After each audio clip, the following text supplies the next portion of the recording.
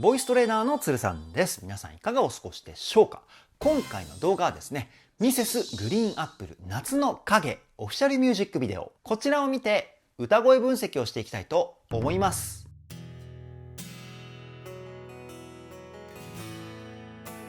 つるさんのボーカルルーム。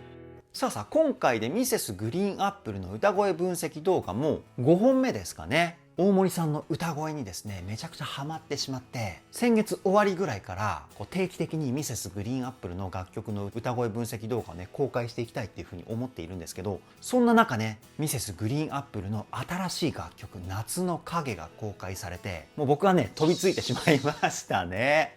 そして夏の影歌声分析したんですけど、いや素晴らしすぎましたね。大森さんの歌声がものすごいっていうのは皆さんご存知だと思うんですけど、僕はそれと同じ、あるいはそれ以上にここがすごいんじゃないかっていう部分があって、今回もねそこを大森さんは披露してくれていて、僕はねすごく感動しました。そういった部分をどこよりも丁寧に、そして細かくをテーマに歌声分析しておりますので、ぜひ動画の最後までお付き合いよろしくお願いします。そしてミセスグリーンアップルのですね、楽曲で過去に公開した歌声分析動画をまとめた再生リストというものを作りました。今回の動画を見て他の歌声分析動画も見てみたいっていうふうに思ってくださった方はですね、概要欄に再生リストの URL 貼っておきますので、ぜひチェックよろしくお願いします。つるさんのボーカルルーム、こちらのチャンネルは私つるさんが現在気になっているアーティストの魅力をボイストレーナー目線で伝えるリアクション動画と歌声分析動画をメインで公開しているチャンネルです。今の話を聞いて気になった方はぜひチャンネル登録高評価よろしくお願いします。それでは早速ミセスグリーンアップル夏の影歌声分析 GO!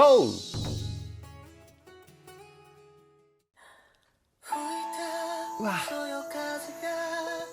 めちゃくちゃ素晴らしい声ですよね。さすが大森さんです。で、この声はどういう声なのかというと、まず地声じゃなくて裏声に近い感じの声ですよね。ただ普通の裏声じゃないんですよ。どう普通じゃないかっていうと、一般的な裏声っていうのは声をですね、鼻の中の空間、鼻腔共鳴、こちらの響きをメインで使った声なんですよね。あとは口の中の口腔共鳴とか、口の中は言葉一つ一つの輪郭をはっきりさせたり、あとは大きさによって声量のコントロールをするようなところなんですけど、だいたいこの辺かな。でも大森さんの裏声はどうなってるかっていうと、声の太さだったり音の厚さを作り出す肺の中の空間、胸腔共鳴、こちらをメインで使ってその声を鼻に入れて音色を整える、こういった感じの声の出し方なんですよね。もう一回聞いてみましょう。吹いたそよ風が、僕がやるとこういう感じになるかな。で、全体的に息の音を混ぜたウィスパーボイスっていうテクニックも使ってますね。次いきますよ。いいですね。夏をいらすの。こんな感じかな。で、結構音域低いんですけど、ここも先ほどと同じ裏声を使って歌っています。で、大森さんのすごいところは声の出し方だけじゃなくて、歌のフレーズにリズムの躍動感もしっかりつけて歌ってるところなんですよね。例えば普通に歌うと夏をいらすの、こういう感じに歌うと思うんですけど、大森さんの場合は夏をいらすの、こう歌ってるんですよ。夏のなとつの間にちっちゃいつを入れてるんですよね。トラックとか納豆とか、そのちっちゃいつです。ちっちゃいつを入れることでなつのつの音がですね、強い音、アクセントになるんですよ。そういうふうに強い音が生まれることによってフレーズ自体に躍動感が生まれていくというか。もう一回聞いてみましょう。ふわっと優しく歌っているんですけど、でもしっかりとリズムの躍動感をつけて歌う。素晴らしすぎますね。次いきますよ。うわうわうわ。この音域が一気にガクンと下がったじゃないですか。ここの部分は地声で歌っていますよね。地声で裏声よりも多めにウィスパーボイスの息の音を出すことによって裏声の声質と地声の声質を同じような雰囲気にしてここのフレーズ歌ってるかなっていうふうに思います。もう一回聞いてみましょう。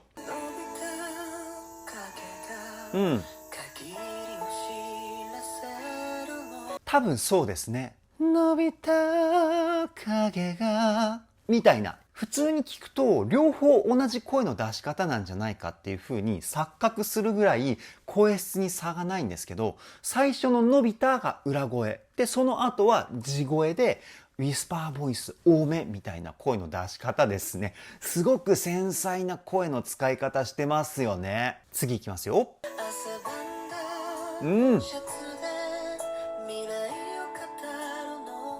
美しすぎるなこの声で、歌っている声量の話になるんですけど、おそらくすごく小さい声で歌っていると思います。内緒話をするようなイメージじゃないかな。汗ばんだみたいな。動画でね伝わるかどうかちょっと心配なところなんですけど、汗ばんだとは歌ってないです。多分汗ばんだこっちですね。さっきのこうじゃないですって言った時の声量のイメージとしては半分ぐらいの声量かな。汗ばんだみたいな、このぐらいの声量だと思います。もう一回聞いてみましょ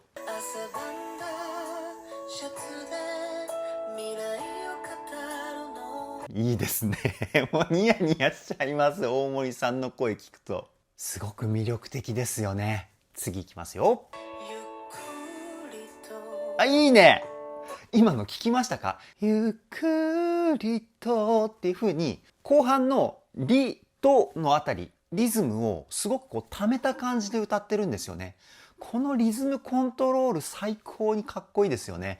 もう一回聞いてみましょう。ほらほらほら、ゆっくりとみたいな。いやでもね、このリズムをためるって感覚的な部分をメインで歌ってると思うんで、大森さんみたいに歌うってなると相当練習しないとこの感覚つかめないんじゃないかなっていうふうに思います。難しいです、ここのポイント。次いきますよ。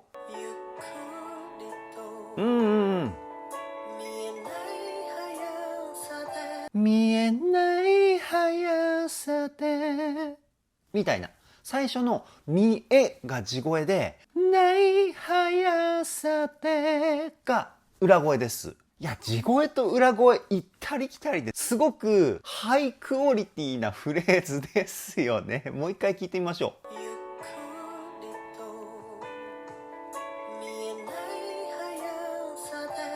う。最後のね、でのところの声がかすれてる感じもすごく切ない感じが出てて素晴らしいですよね。次いきますよ。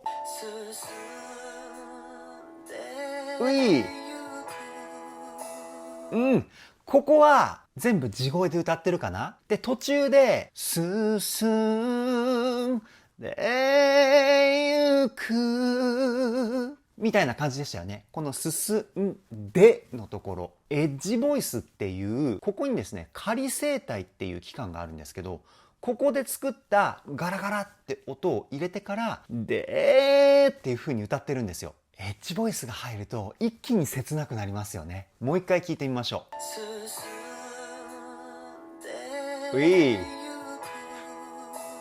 で最後のビブラートはこれちりめんビブラートって言われる細かく揺らすタイプのビブラートで、このみぞおちの部分に横隔膜っていうところがあるんですけど、そこをククククククっていう風に小刻みに揺らすような体の動きをさせるタイプのビブラートなんですよね。結構バンド系のボーカリストだとこのちりめんビブラートを使う方多いかなっていう風に思います。割とね、癖でやっちゃう人が多いんですよね。でも大森さんのビブラートってちりめんビブラートだけじゃないと思います。いろんなビブラートを雰囲気に合ったポイントで使ってるっていうイメージですね。今回はちりめんビブラート。次いきますよ。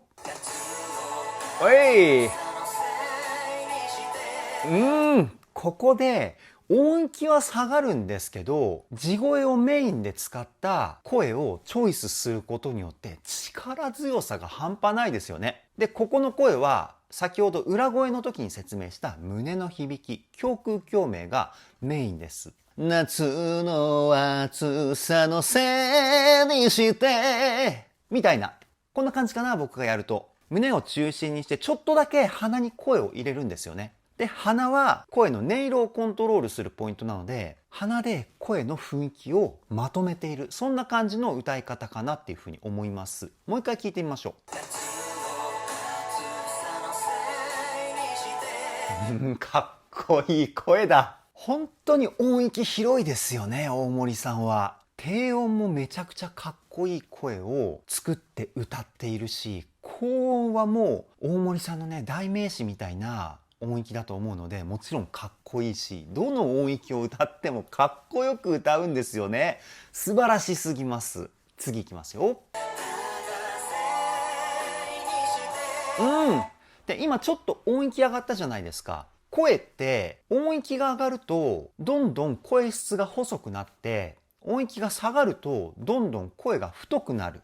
これが声の一般的な流れなんですけど、でも大森さんここのポイント、音域が上がっても声が細くなっていないんですよね。一番低いところの声質をキープしたまま高い音域を歌うみたいなテクニックを使ってるんですよ。これどういうイメージで歌っているかっていうと、声の出所のイメージを胸に持ってくるんですね。で、音域が上がるとそのイメージが上に上がるから声質が細くなるんです。っていうことはその逆を大森さんはやってるんですよね。音域が上がっても胸から声が出ているっていうイメージをキープしたまま歌っています。もう一回聞いてみましょう。ここを僕がやってみると、ただせにして、こうやると音が上がっても声細くならないんですよね。でも声の出所を胸でキープしないと、ただせにして、高いところの声がちょっと薄くなったような感じしませんでしたか今。でも胸でキープすると、ただせにして、胸でキープしないと、ただせにして、高音部分が明らかに声質変わってくると思うんですよね。この声の出所をしっかりと一定の位置でキープすることによって、歌ってすごく安定感が出てきて、聴いてる側がね、こうホッとするような雰囲気も出てくるんですよね。そのテクニック、大森さん使ってます。素晴らしい。次いきますよ。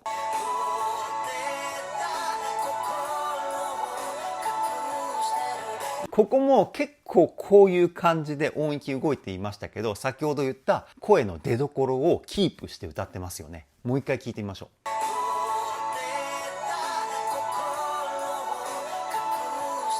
すごいいい声ですよね。で、声の出所を胸っていう風にイメージして歌うことのメリットとして、声質をキープするっていうことと、あともう一つがですね、声が力強い感じが出るんですよね。一番最初に胸腔鏡面の説明をした時に言ったと思うんですけど、声の音の厚さをコントロールするポイントでもあります。胸をしっかりと使って歌うことによって歌声がですね、力強くなってくるんですよね。次いきますよ。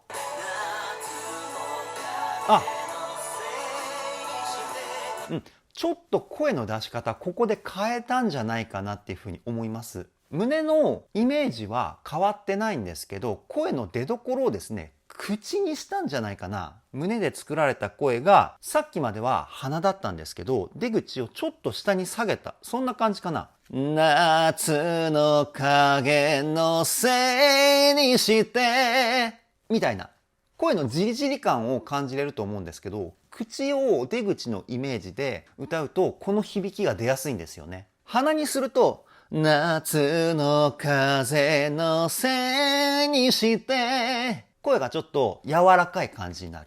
でも口にすると夏の風のせいにしてちょっと耳当たりが強い感じの声質になりますよね。もう一回確認してみましょう。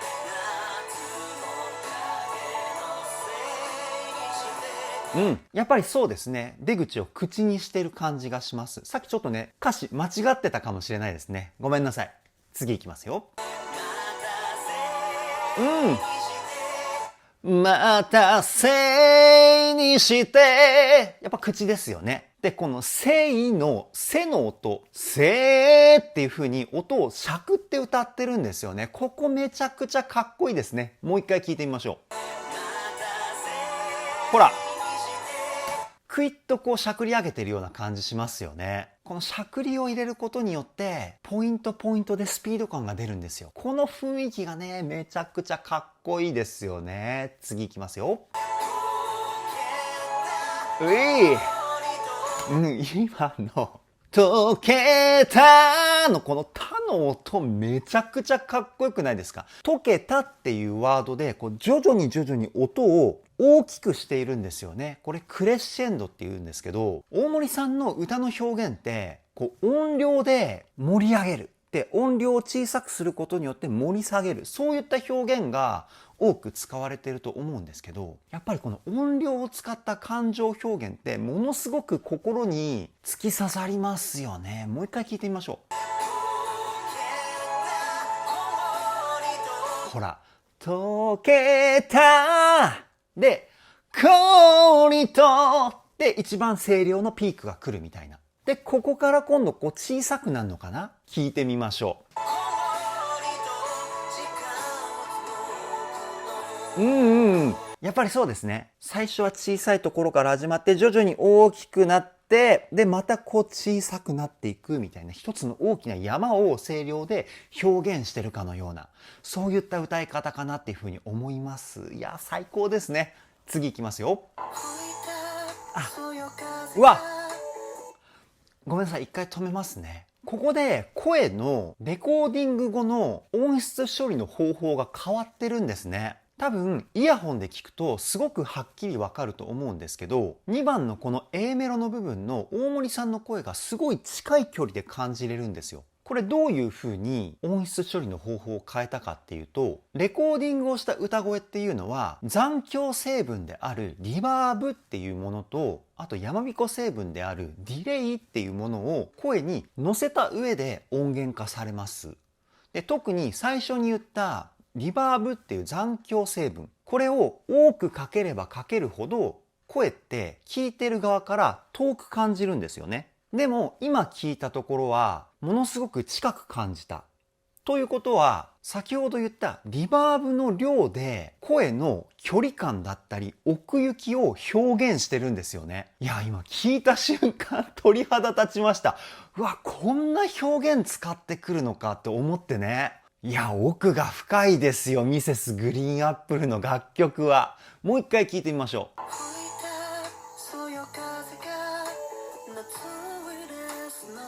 この動画越しでも伝わってればいいんですけどね。もしわからないっていう方はですね、ぜひ夏の影イヤホンで聞いてみてください。1番と2番だと大森さんの歌声の距離感がね全然違うと思います。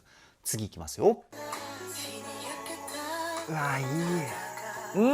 肌がここのねウィスパーボイス最高に優しいですね。いやー大森さんは優しい声はとことん優しくで、力強い声はとことん力強く、この音のダイナミックスがたまらないですよね。ダイナミックスって音量差っていう意味なんですけど、声の感情の振り幅が大きいっていうかね。もう一回聞いてみましょう。ほら肌がものすごくいいですね。次いきますよ。今雲のくの発音がですねすごく子音が前に出るような歌い方をしていたんですよね。ここに子音のアクセント、これを持ってくることによって雲を動かすのっていう言葉を強調したのかなっていうふうに思います。アクセントって強い音って意味です。もう一回聞いてみましょう。ほらいいですね。ほんと細かいところまで歌を作り込んでいますよね。次いきますよ。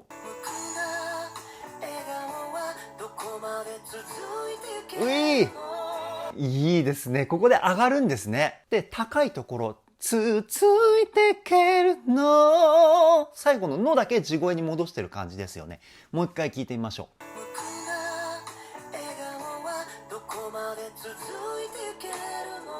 ほらつついてけるのみたいな大げさにやるとこういう感じですよね。いや本当に大森さんの歌をコピーするだけでめちゃくちゃ歌うまくなると思いますよ。その分大森さんの歌っていうのはすごく難しいので納得できるぐらいのクオリティになるまでは時間がかかるかもしれないんですけど、でも歌の全ての技術をですね大森さんの歌から学べると思います。それぐらいすごい歌声だと思います。次いきますよ。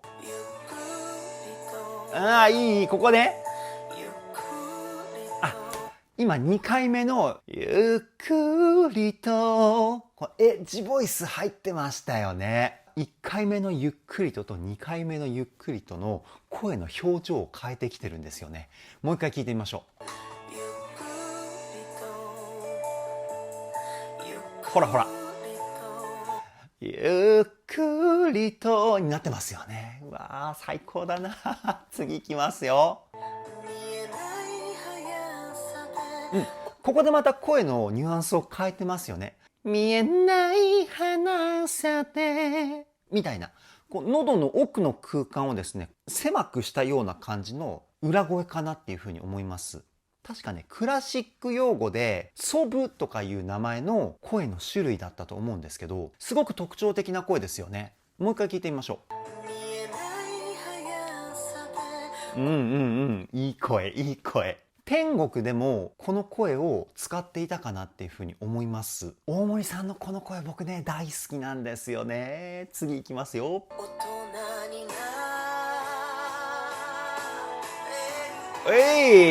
ここも声の質を徐々に力強くしていくような感じの歌い方ですよね。大人になってゆくみたいな。大人には優しくで、なってのなぐらいから地声感を強くして力強さを表現してるんですよね。でその後のてゆくのところはもう泣き出してしまいそうな感情を歌声から僕は感じました。大人になっていくことに対しての恐怖感を表現したかったのかなっていうふうに推測します。次いきますよ。わ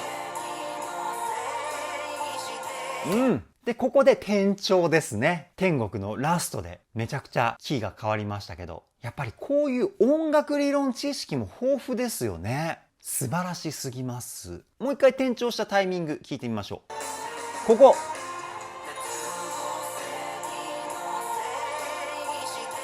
こって言ったところが転調したタイミングです。サビのちょっと前あたりでキーが変わってでサビに突入みたいな流れですね。で2番のサビは力強い地声って感じですよね。次いきますよ。こっから徐々に盛り上がっていくような雰囲気を作り出してますよね。こうなってくるとこの後どう展開していくのかっていうね楽しみが増えてきます。次いきますよ。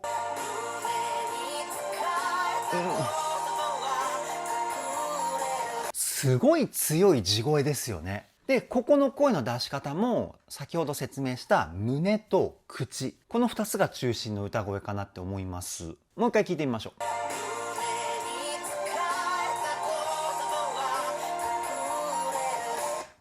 最高ですね。そしてこの力強い歌声にプラスして子音もですね強く発音してるんですよね。声質の力強さと言葉の力強さ両方感じれるポイントかなっていうふうに思います。次いきますよ。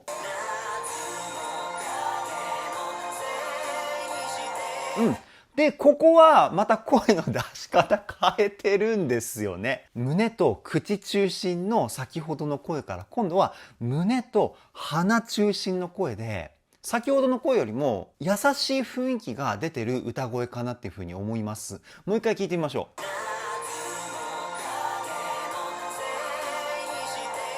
先ほどが夏の影のせいにしてこういう感じだったと思うんですよ。せにしてとせにしてこの声質の違い、本当にわずかな変化なんですけど楽曲の雰囲気に与える影響ってものすごく大きいですよね。この辺まで考えて歌作り込んでんのかな大森さんは。すごすぎますね。次いきますよ。うん。いやー、さすがっすわ。すごすぎますね。で、鼻に入れた声で今のところはさらに強い感じにしてますよね。この後どういう声がやってくるのでしょうか。行ってみましょう。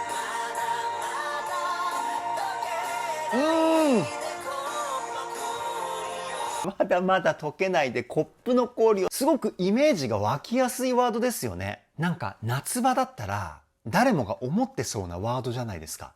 でも歌手としてこのワードをチョイスする大森さんのセンスが素晴らしすぎますね。なんかいつの間にか氷を入れたはずなのに溶けちゃってて、なんでこんなすぐ溶けんだよってね、そういう記憶あります、僕も。なんか懐かしい雰囲気にさせてもらえるような言葉かなっていうふうに思いました。で、歌自体もすごく力強いので、言葉とこの声質からなんでもう溶けてんだよみたいな感じの、そういったなんか感情をね、僕は感じ取りました。次いきますよ。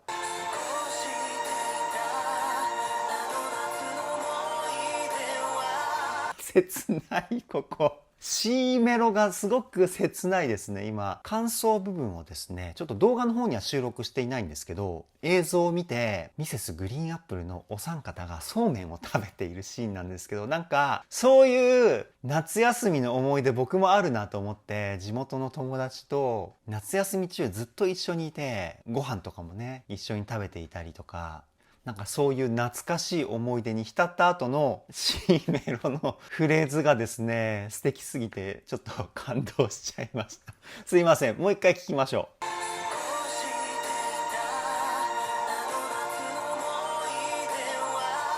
う。過ごしてたあの夏の思い出はどうなんだろう。すごく続きが気になるワード。いきますよ。うん。生きてるのところは楽曲上で決めって言われるポイントです。楽器全体で同じリズムで音を奏でるポイントっていうか、バンバンバンバンって音が決まってますよね。こういうところから決めって言われるようになったと思うんですけど、今でもまぶたの裏で生きている。今でも覚えているよってことですよね。僕もね、そういう思い出あるんで、なんか言葉一つ一つがすごく染みます。歌声分析じゃなかったら多分感動して泣いちゃってますね。それぐらい僕はね、素晴らしいポイントなんじゃないかなっていうふうに思います。次いきますよ。うん。夏って言ったら恋ですよね。友達との友情あり、恋愛あり、そういったシーンなのかな。っていうかね、今回のミセスグリーンアップル、夏の影の景色なんですけど、僕の地元にすごく似ているんですよね。僕もこういった環境で子供の頃は育っていて、山あり、田んぼありみたいな感じですごく自然豊かなところで育ったんですけど、そういうのもあってものすごく自分の子供の頃の経験とですね重なる部分が多くて、それもあってめちゃくちゃ感動しちゃってるんですよね。いやー、最高の作品ですね。次いきますよ。わー、来た来た。うん、来た来た。大森さんのハイトーンめちゃくちゃかっこいいですよね。ここはですねミックスボイスって言われる声ですね。地声と裏声の中間の声なんですけど、その声を胸の響き中心にして出してるんです。そうするとすごく力強いミックスボイスになるんですよね。もう一回聞いてみましょう。うん。あの風はどこかでみたいな。この高いところは今僕ミックスボイス使ったんですけど、胸の響きをしっかりと使うことによってミックスボイスでも声質が細くならないで、そのまま地声で高い声を出しているような感じになりますよね。こういう感じでですね、大森さん高い声歌ってると思います。次いきますよ。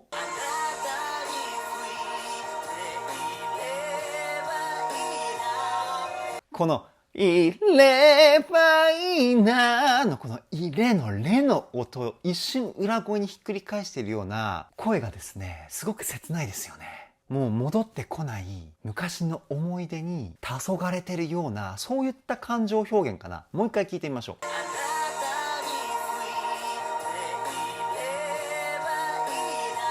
う。すごくいいですね。次いきますよ。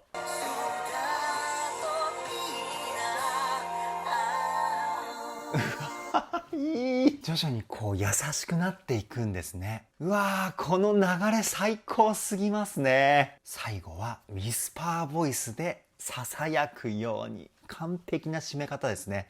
次いきますよ。あ、なるほどね。うっすらと大森さんのフェイクが入ってるんですね。ここがなんか懐かしいような雰囲気を感じさせてくれますよね。うっすらフェイクが入ってるって、このうっすらってところがポイントなんじゃないかなって思うんですよ、僕。次いきますよ。ほらほらほら。うい。うん。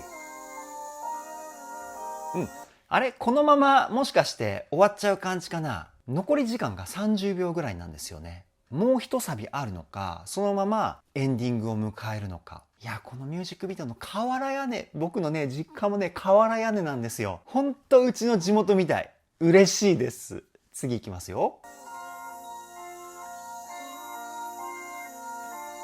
あー、いいね。この扇風機と襖いいですよね。本当にうちの実家、うちの実家じゃないですよね、これ。